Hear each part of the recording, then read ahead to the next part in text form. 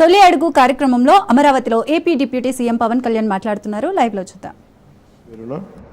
అలాగే రాష్ట్ర మంత్రివర్యులకి పేరు పేరున, గెలిచిన పార్లమెంట్ సభ్యులకి, గౌరవ శాసన మండలి సభ్యులకి, శాసనసభ్యులకి పేరు పేరున నా హృదయపూర్వక నమస్కారాలు. అఖిల భారత సర్వీస్ ఆల్ ఇండియా సర్వీసెస్ అధికారులందరికీ, నియోజకవర్గ ప్రత్యేక అధికారులకి అందరికీ నా హృదయపూర్వక నమస్కారాలు, ధన్యవాదాలు మీరు ఇక్కడికి విచ్చేసినందుకు. ఈ సంవత్సరం మేము పూర్తి చేసుకోవటం చాలా కష్టాల మధ్య వచ్చాం. మేము చాలా ఒత్తిళ్ళ మధ్య ఒక 5 సంవత్సరాలు, ప్రత్యేకించి నేను 2014 నుంచి రాష్ట్ర విభజన జరిగినప్పటి నుంచి ఆంధ్రప్రదేశ్ అభివృద్ధి బాగుండాలని ఆకాంక్షించే వ్యక్తిని. వచ్చే గొడవలకి విభజన జరిగితే ఎలా అయిపోయిందో మనం చూస్తూ వచ్చాం. అందుకని ప్రత్యేకంగా నేను ఆంధ్రప్రదేశ్ బాగు కోసం నేను ఎప్పుడూ నిస్వార్థంగా చేసుకుంటూ వచ్చాను. 2014 నుంచి 2019, 2019 నుంచి 2024కి ప్రభుత్వం మారిన వెంటనే ఒక కన్స్ట్రక్టివ్ అప్రోచ్ నుంచి ఒక డిస్ట్రక్టివ్ అడ్మినిస్ట్రేషన్, డిస్ట్రక్టివ్ గవర్నెన్స్ మొదలైంది. ఇది ప్రజాస్వామ్య హితాన్ని కోరుకునే ప్రతి ఒక్కరికి కూడా చాలా ఆందోళన కలిగించింది. ఈరోజు మేము గౌరవ ముఖ్యమంత్రి గారి నాయకత్వంలో సాధించినవన్నీ చెప్పబోయే ముందు అసలు ఈ పరిస్థితికి ఎలా వచ్చాం, మీకు కూడా ముఖ్యంగా అధికారులు ఉన్నారు, గౌరవ శాసనసభ్యులు ఉన్నారు, ఒకసారి మనం గుర్తుకు తెచ్చుకోవడం చాలా చాలా అవసరం. ఎందుకంటే మనం చాలా త్వరగా మర్చిపోతాం. మన మీద కూడా చాలా బాధ్యత ఉంది.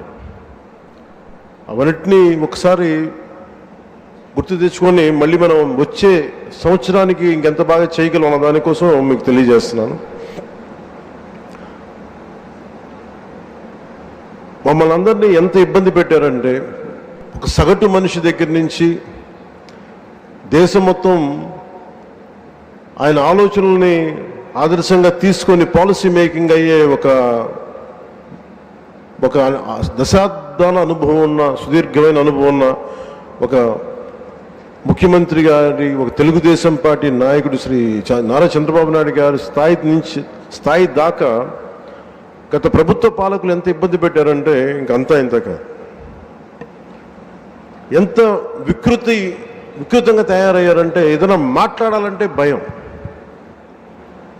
అధికార వ్యవస్థ ఒక భయం గుప్పెట్లో చిక్కుకుపోయారు. నేను అడిగేవాడిని చాలామంది అధికారులు, ఎందుకు మీరేం మాట్లాడలేదని. నాకు అర్థమైంది ఏంటంటే, మేము వచ్చిన తర్వాత నిజంగా రాజకీయ వ్యవస్థ కానీ బాధ్యతతో లేకపోతే అధికార యంత్రాంగం కూడా ఏమీ చేయలేదు, నిస్సహాయంగా చూస్తూ ఉండడం తప్ప అనేది మేము చూసాం, అనుభవంలోకి వచ్చింది.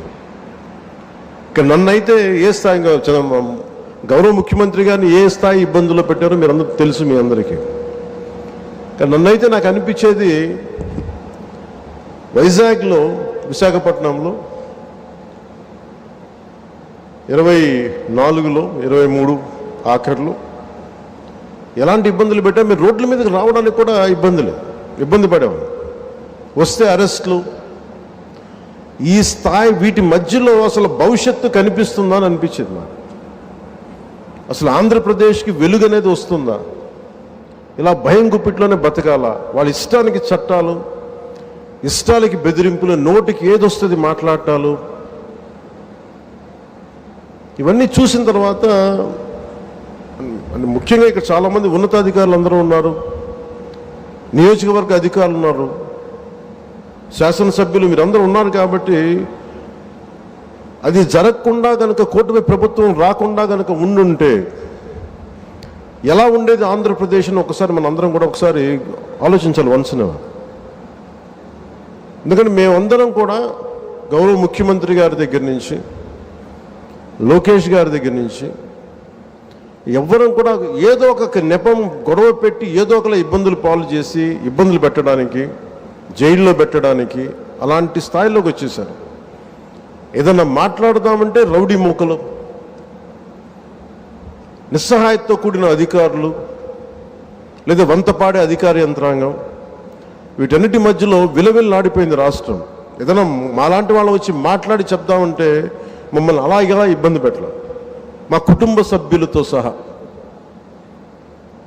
వీటన్నిటి నేపథ్యంలో ఎన్డీఏ ప్రభుత్వం,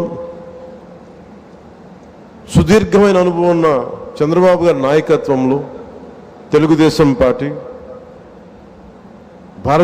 భారతీయ జనతా పార్టీ, జనసేన ఇవన్నీ కలిసి కూటమి ప్రభుత్వాన్ని ఏర్పాటు చేయడానికి, నిలబెట్టడానికి ముఖ్య ఉద్దేశం ఒక సుపరిపాలన అందించాలి.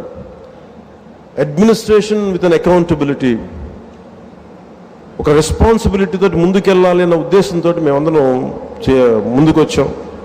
ప్రజలు దాన్ని గుర్తించారు, ఆదరించారు. ఈ ప్రభుత్వానికి, ఈ కూటమి ప్రభుత్వానికి అండగా నిలబడ్డారు. ఆంధ్రప్రదేశ్ ఇప్పుడు స్వర్ణాంధ్రప్రదేశ్ దిశగా అడుగులు వేస్తుంది. ఈ మార్పు తీసుకురావడానికి ఒక యుద్ధమే చేయాల్సి వచ్చింది. ఆ పోరాటానికి ఫలితం వచ్చి ఏడాది పూర్తయింది. చీకటి నుంచి వెలుగులోకి ఇప్పుడిప్పుడే వస్తున్నాం.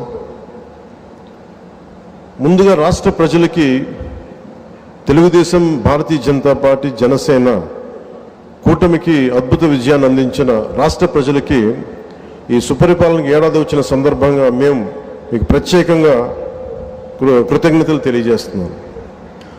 రాష్ట్ర ప్రజల రుణం తీర్చుకునేందుకు గౌరవ ప్రధాని శ్రీ నరేంద్ర మోదీ గారి మార్గనిర్దేశకత్వంలో, పాలనలో అపార అనుభవం కలిగిన గౌరవ ముఖ్యమంత్రి శ్రీ చంద్రబాబు నాయుడు గారి నాయకత్వంలో కూటమి ప్రభుత్వం నిరంతరాయంగా కృషి చేస్తున్నాం. ఒకవైపు కుదేలైన ఆర్థిక వ్యవస్థ, అస్తవ్యస్త విధానాలతో ఉన్న ఈ నడిపిన ప్రభుత్వాన్ని తిరిగి గాడిని పెట్టడానికి గౌరవ ముఖ్యమంత్రి గారి అపారమైన అనుభవం మా అందరికీ ఎంతో బలాన్ని ఇస్తాం. అలాగే గౌరవ ప్రధానమంత్రి శ్రీ నరేంద్ర మోదీ గారు కేంద్రం నుంచి అందిస్తున్న సహాయ సహకారాలతోటి, ముఖ్యమంత్రి గారి పాలనా దక్షతతోటి, మంత్రివర్గ సహచరుల మద్దతుతోటి స్వర్ణాంధ్రప్రదేశ్ విజన్ 2047 వికసిత్ భారత్ లక్ష్యాల సాధన దిశగా ముందుకు వెళ్తా ఉంది. ఈ మధ్యనే మనం 11వ అంతర్జాతీయ యోగా దినోత్సవం సందర్భంగా గౌరవ ముఖ్యమంత్రి శ్రీ నారా చంద్రబాబు నాయుడు గారి నేతృత్వంలో ఎన్డీఏ కూటమి ప్రభుత్వం విశాఖపట్నంలోని బీచ్ రోడ్లో 3 లక్షల పైచిలుకుతో మందితో నిర్వహించిన యోగాంధ్ర కార్యక్రమం ప్రపంచ రికార్డు సృష్టించింది. అలాగే రాష్ట్ర ప్రభుత్వ పథకాల్లో నేను చాలా సందర్భాలు అడిగేవాడిని ముఖ్యమంత్రి గారిని. ఎలక్షన్ సమయంలో మనం ఈ సూపర్ 6 ఇలాంటివన్నీ ఎలా చేయగలం ఏంటని మాట్లాడితే ఆయన ఎప్పుడు కూడా అనేది ఏంటంటే, డెవలప్మెంట్తో పాటు మనం వీటిని ఏవైతే ప్రజలకు అవసరం అయితే ఉన్నాయో అవి కూడా ఇవ్వాల్సిందే మనం అని చెప్పేసి, ముఖ్యంగా ఆయన 3,000 దాకా ఉన్న పెన్షన్ని ఆయన రాగానే 4,000కి పెంచగలిగారు. దివ్యాంగులకు ఇచ్చే పెన్షన్ 3,000 నుంచి 6,000. దివ్యాంగులు కొన్ని సంవత్సరాలుగా నా దృష్టిలో ఉంది, అందరూ ముఖ్యమంత్రి గారి దృష్టిలో ఉంది, మాకు పెంచండి అని అంటుంటే అది కుదరలేకపోయింది ఎవరికి, ఏ ప్రభుత్వానికి కూడా. కానీ ముఖ్యమంత్రి గారి నాయకత్వంలో ఆయన ఫైనాన్షియల్ మేనేజ్మెంట్ అద్భుతం కాబట్టి 3,000 నుంచి 6,000కి పెంచారు. అలాగే ఈ సామాజిక పెన్షన్స్ చాలా అవసరం ఇవన్నీ చెప్పి వీటి కోసం 1,939 కోట్లు గత ప్రభుత్వం వెచ్చిస్తే, కూటమి ప్రభుత్వం 2,717 కోట్లు ఖర్చు చేస్తూ 63 లక్షల మందికి ఇది చేయూతనిస్తాం. ఆకలితోటి ఏదైనా బయటికి వెళ్ళి తిందాం తక్కువ ధరతో అనే అన్నా క్యాంటీన్ని మూసేసిన ప్రభుత్వాన్ని తిరిగి కూటమి ప్రభుత్వం రాగానే పునరుద్ధరించింది. 204 అన్నా క్యాంటీన్లు తిరిగి ప్రారంభించి సగటున రోజుకి 3 లక్షల మంది ఆకలి తీరుస్తాం. అలాగే దీపం పథకం ద్వారా తొలి విడతలో 1.15 కోట్ల గ్యాస్ సిలిండర్లని ఉచితంగా అందించారు. ఈ పథకం కోసం కూటమి ప్రభుత్వం 5 ఏళ్లలో 13,423 కోట్ల మొత్తాన్ని ఖర్చు చేయటం. అలాగే మత్స్యకారు సోదరులకి దాదాపు 1,22,965 మందికి 266 కోట్లు అందజేసిన 20,000 రూపాయలు చొప్పున. అలాగే నారా లోకేష్ గారు ప్రత్యేకించి ఆయన తీసుకున్న ఈ ఇరిగేషన్ ఈ శాఖల ద్వారా ప్రత్యేకించి నాకు వ్యక్తిగతంగా నచ్చింది అని చేసింది డొక్కా సీతమ్మ మధ్యాహ్న భోజన పథకం పెట్టడం. ఎంతసేపు ప్రభుత్వ పథకాలకి గత ప్రభుత్వంలో ఆయన పేర్లు పెట్టుకోవడం, వారి పేర్లు పెట్టుకోవడం కంటే కాకుండా ఎవరైతే సమాజానికి ప్రేరణగా ఉన్నారో అలాంటి వారి పేర్లు పెట్టడం మనస్ఫూర్తిగా సర్వేపల్లి రాధాకృష్ణన్ గారి మన స్కూల్ కిట్స్ అందించడం, ఇలాంటి చాలా రెవల్యూషన్ నిర్ణయాలు తీసుకున్న నారా లోకేష్ గారికి నా ప్రత్యేకంగా నా ధన్యవాదాలు తెలియజేస్తాను. ఇట్స్ క్వైట్ ఇన్స్పైరింగ్ అనిపించింది. అలాగే తల్లికి వందనానికి దాదాపు 67 లక్షల మందికి పైగా విద్యార్థులకు లబ్ధి చేకూరింది. ఈ మొత్తంలో 1,346 కోట్లు పాఠశాలల అభివృద్ధికి వెళ్తూ ఉంది. 10,000 చొప్పున 10,091 కోట్లు ఖర్చు చేస్తున్న ఈ పథకం 67 లక్షల మందికి పైగా లబ్ధి. గత ప్రభుత్వం జాబ్ క్యాలెండర్ పేరిట మీద యువతని సరిగ్గా వదిలేసింది.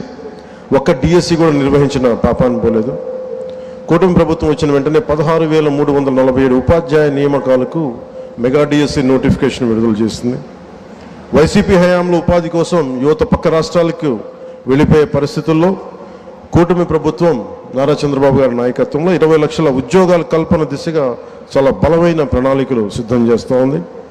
6,100 పోలీసు ఉద్యోగాల నియామకాలకు చర్యలు తీసుకుంది. ముఖ్యంగా గత పాలనలో లక్షలాది భవన నిర్మాణ కార్మికులు ఉపాధి కోల్పోయారు. నిర్మాణ రంగం కుదేలైంది.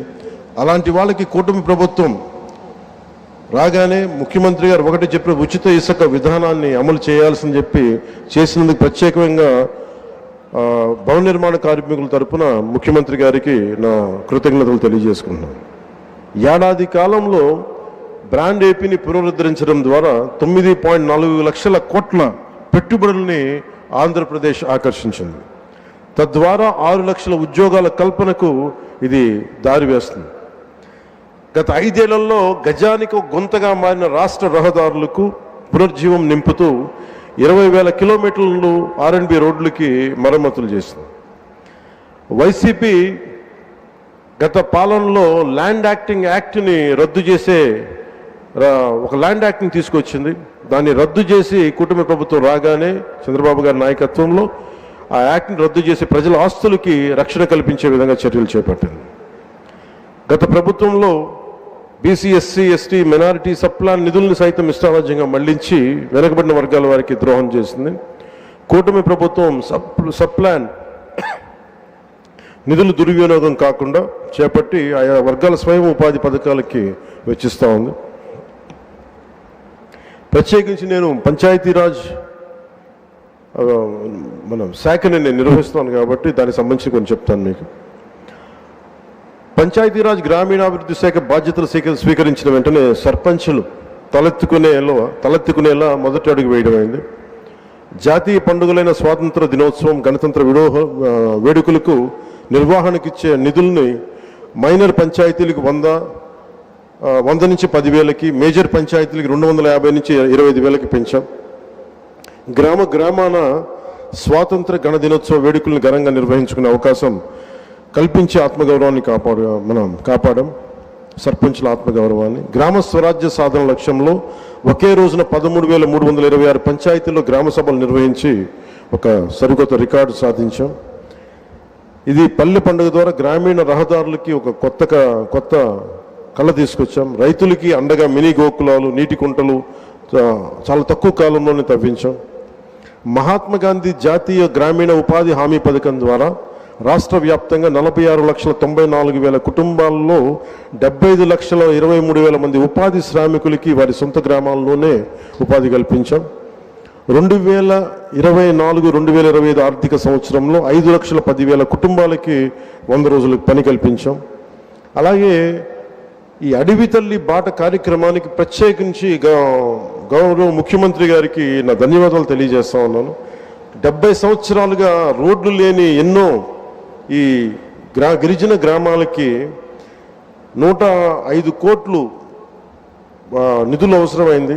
వారికి ఒకరోజు ప్రత్యేకంగా తెలియజేస్తే ఆయన దాన్ని అర్థం చేసుకొని వెంటనే నిధులు దానికి సంబంధిత నిధులు రిలీజ్ చేయటం వల్ల ఈ రోజున ఆ గిరిజన గ్రామాలను అనుసంధానిస్తూ 1069 కిలోమీటర్ల రోడ్ల నిర్మాణానికి శ్రీకారం చుట్టాం. ఇందులో ప్రధానమంత్రి ఆదివాసీ న్యాయ మహా అభియాన్ పిఎం జన్మన్ పథకం ద్వారా 555.61 కోట్లతోటి 613 కిలోమీటర్ల రోడ్ల నిర్మాణం జరుగుతున్నాయి. డోలీ మూతలు లేని గిరిజన గ్రామాలు లక్ష్యంగా ముందుకు వెళ్తున్నాం. అలాగే పర్యావరణం, అటవీ మరియు శాస్త్ర సాంకేతిక సంబంధించి ముఖ్యమంత్రి గారు మాకు ఒకటే ఆదేశం ఇచ్చారు. రాష్ట్ర విస్తీర్ణంలో 30% ఉన్న అటవీ భూమిని కనీసం మనం మనం ఈ 5 వైడ్లో అయ్యేలోపు మనం కనీసం దాన్ని 50% తీసుకెళ్ళాలి, తక్కువ 37% వెళ్ళాలి అనేది ఆదేశాలు ఇచ్చారు. ఆ విధంగా ప్రణాళికలు రూపకల్పన చేస్తున్నాం. రాష్ట్ర సరిహద్దు జిల్లాల్లో రైతులు ఏనుగులు పెడుతూ నానా ఇబ్బందులు పడుతూ ఉంటే ఆ సమస్య పరిష్కారానికి అంతర్రాష్ట్ర సహకారం తీసుకున్నాం. మన కర్ణాటక ప్రభుత్వం సహకారం తీసుకున్నాం. కుంకి ఏనుగులు ఇప్పుడు 4 మనకి చేరుకున్నాయి. ఇంకొక 2 త్వరలో వెళ్ళాలి, తక్కువ 37% వెళ్ళాలి అనేది ఆదేశాలు ఇచ్చారు. ఆ విధంగా ప్రణాళికలు రూపకల్పన చేస్తున్నాం. రాష్ట్ర సరిహద్దు జిల్లాల్లో రైతులు ఏనుగులు పెడుతూ నానా ఇబ్బందులు పడుతూ ఉంటే ఆ సమస్య పరిష్కారానికి అంతర్రాష్ట్ర సహకారం తీసుకున్నాం. మన కర్ణాటక ప్రభుత్వం సహకారం తీసుకున్నాం. కుంకి ఏనుగులు ఇప్పుడు 4 మనకి చేరుకున్నాయి. ఇంకొక 2 త్వరలో రానున్నాయి ఆ క్యాంపుకి. ఎర్రచందనం అక్రమ రవాణాన్ని అరికట్టేందుకు కఠిన చర్యలు అమలు చేయడంతో పాటు అక్రమంగా తరలిపోతున్న ఎర్రచందనాన్ని తిరిగి తెచ్చుకునే విధంగా కర్ణాటక రాష్ట్రంతో ఒప్పందం కుదుర్చుకున్నాం. ఎకో టూరిజం అభివృద్ధికి చర్యలు చేపట్టాం. కాఫీ తోటలు ఇటీవల ప్రారంభించిన వుడెన్ బ్రిడ్జ్ కూడా ఈ కోవకి చెందుతుంది. 1122 కోట్లతోటి నగరవన యోజన ద్వారా 61 నగరవనాల ప్రాజెక్టులని చేపడుతున్నాం. 85.63 లక్షల ద్వారా ఎకో టూరిజాన్ని అభివృద్ధి చేస్తూ రాష్ట్రంలో 48 కమ్యూనిటీ బేస్డ్ ఎకో టూరిజం కేంద్రాలని వన సమితుల ద్వారా నిర్వహించబడుతున్నాయి. జూన్ 5, 25 మన వన మహోత్సవం సందర్భంగా 1 కోటి మొక్కలు నాటి ట్రాకింగ్ కోసం geographical information system, management information system, quick response కోడ్లు మొదలైన యాప్లు అమలు చేశాం. అలాగే ప్రత్యేకించి సైన్స్ అండ్ టెక్నాలజీ మీద ఇప్పుడిప్పుడే దృష్టి పెడుతున్నాం. విద్యార్థులకి ప్రోత్సాహకాలు అందించే విధంగా అడుగులు వేస్తున్నాం. అలాగే నేను రిప్రజెంట్ చేసే పిఠాపురం నియోజకవర్గ ప్రజలకు ఇచ్చిన మాట మేరకు అభివృద్ధి కార్యక్రమాలు చాలా బలంగా చేపట్టాం. 388 కోట్లకు పైగా అభివృద్ధి పనులను చేపట్టాం. వచ్చే 4 ఏళ్లలో గౌరవ ప్రధానమంత్రి శ్రీ నరేంద్ర మోదీ గారి సహకారంతో, ముఖ్యమంత్రి వర్యులు శ్రీ చంద్రబాబు నాయుడు గారి సహకారంతో రాష్ట్రం మరింత ప్రగతి సాధిస్తుందని ప్రజలకి హామీ ఇస్తున్నాం. వారి రౌడీజం కానీ, వారి అసాంఘిక విధానాలు కానీ, వారి ఎనార్కిస్ట్ అప్రోచ్ కానీ ఏమాత్రం మారలేదు. ఇది చాలా ప్రతి ఒక్కరికి కూడా చాలా లోపలగా తరిచి చూడాల్సిన అంశం ఇది. వారికి ఎవ్వరికీ కూడా ప్రజాస్వామ్య విధానాల మీద ఏమాత్రం గౌరవం లేదు. పోలీస్ అధికారులు వాళ్ళు తప్పులు చేసే పోలీస్ అధికారులు వాళ్ళని అరెస్ట్ చేసి నిలువరిస్తే మటుకు మేము వెంటాడుతాం, మేము will hunt you no matter where you are, మీరు ఎక్కడ విదేశాల్లో ఉన్నా వెంటాడుతామనే ఈ స్టేట్మెంట్స్ చాలా ఇబ్బంది కలిగిస్తూ ఉంది. ఇది వారికి సందర్భంగా తెలియజేస్తూ ఉన్నాం. ఇది ఈ గవర్నమెంట్ నారా చంద్రబాబు నాయుడు గారి నాయకత్వంలో కూటమి ప్రభుత్వం ఇలాంటి అసాంఘిక చర్యల్ని ఏమాత్రం సహించం. ముఖ్యంగా ఆడపిల్లల భద్రత ఈ రాష్ట్రానికి చాలా కీలకమైంది. వీటికి ఆడపిల్లల భద్రతకు సంబంధించిన కానీ, ఎనార్కిస్ట్ అప్రోచ్ కానీ రాష్ట్రంలో ఉంటే ఏమాత్రం సహించే విధానం ఈ కూటమి ప్రభుత్వానికి లేదు అనేది మీ అందరికీ చాలా ప్రత్యేకంగా మేము తెలియజేస్తున్నాం. వారికి కూడా బెదిరించే వాళ్ళకి ఈ సందర్భంగా ఒకటే తెలియజేస్తున్నాం, గొంతుకులు కోస్తాం, కుత్తుకలు కోస్తాం, ఇలాంటి నినాదాలకి భయపడే వాళ్ళం ఎవరూ లేము ఇక్కడ. అలాంటివన్నీ చూసే మీలాంటి వాళ్ళు ఎదుర్కొని ఇక్కడ దాకా వచ్చాం. ఇలాంటి పిచ్చి బెదిరింపులు కానీ పనికిమాలిన బెదిరింపులు కానీ దయచేసి చేయకండి. తాటాక చప్పులకి ఇక్కడ ఎవరు భయపడేవారు లేరు. ఇంకా సంస్కారం ఉంది కాబట్టి, మాట మీద గౌరవం ఉంది కాబట్టి ఇంకా చాలా పద్ధతిగా మాట్లాడుతున్నాం. ముఖ్యంగా అధికార యంత్రాంగం అందరికీ right from constituency level to the state level, my appeal to all the officials, make sure you give us implement the good governance. ముఖ్యంగా లా అండ్ ఆర్డర్కి సంబంధించి మటుకు కరప్షన్ లేని విధానాలతోటి ముందుకెళ్లాలని మనస్ఫూర్తిగా అధికార యంత్రాంగం అందరికీ right from constituency level to the state level, my appeal to all the officials, make sure you give us implement the good governance. ముఖ్యంగా లా అండ్ ఆర్డర్కి సంబంధించి మటుకు కరప్షన్ లేని విధానాలతోటి ముందుకెళ్లాలని మనస్ఫూర్తిగా కోరుకుంటా ఉన్నాం. అలాగే ఏ విధమైన ఇబ్బందులు కలిగించినా, చాలామందికి ఒక ఆలోచన ఉండొచ్చు, మళ్ళీ ఆ ప్రభుత్వం వస్తే ఏమవుతుంది, ఆ ప్రభుత్వం రావట్లేదు. ఇది ఎందుకు చెప్తున్నానంటే, ఇది I want to give you confidence, I want to empower you. ఎందుకంటే మేమందరం ఇంక సహించడానికి సిద్ధంగా లేవు. ఇక్కడ ఈ కూటమి ప్రభుత్వం తక్కువ మేము మాట్లాడుకుంది 15 నుంచి 20 ఏళ్ళు ఉండాలి. ఎందుకు అనుకున్నామంటే, ఆంధ్రప్రదేశ్ వికసిత్ ఆంధ్రప్రదేశ్గా ఉండాలి, వికసిత్ భారత్లో భాగంగా ఉండాలి. అంటే ఈ ఐక్యత చెడగొట్టే పరిస్థితుల్లో నేను లేను, ఎవరం కూడా లేవు.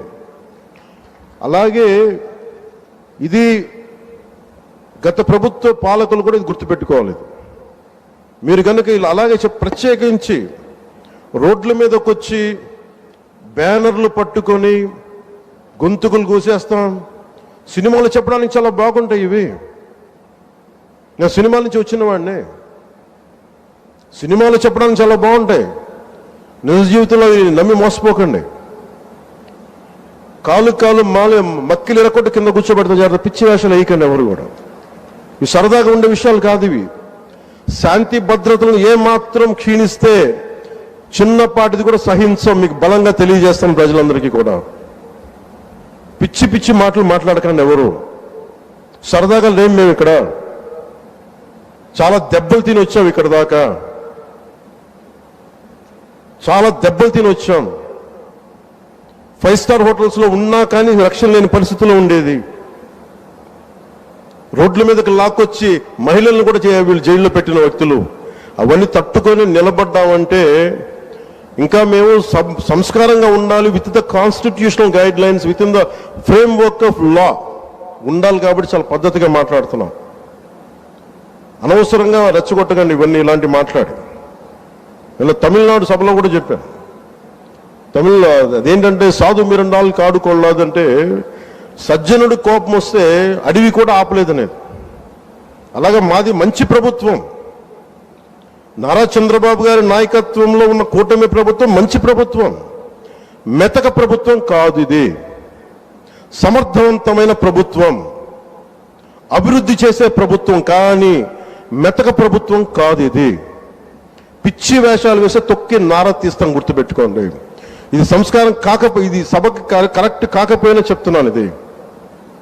ఎందుకంటే మేము చాలా దెబ్బలు తిని వచ్చాం కాబట్టి మళ్ళీ ప్రజల్లో భయాందోళన చేద్దామని పిచ్చి పిచ్చి వేషాలు వేస్తే ఏ మాత్రం ఉపేక్షించాం. అధికారులకు కూడా మేము అదే అప్పీల్ చేస్తున్నాం. మీరు దయచేసి any anti constitutional, any anti government, please kindly take care and make sure you implement the law. Make sure it should be with in the legal frame work. Thank you. జై హింద్, జై భారత్. మాట్లాడడానికి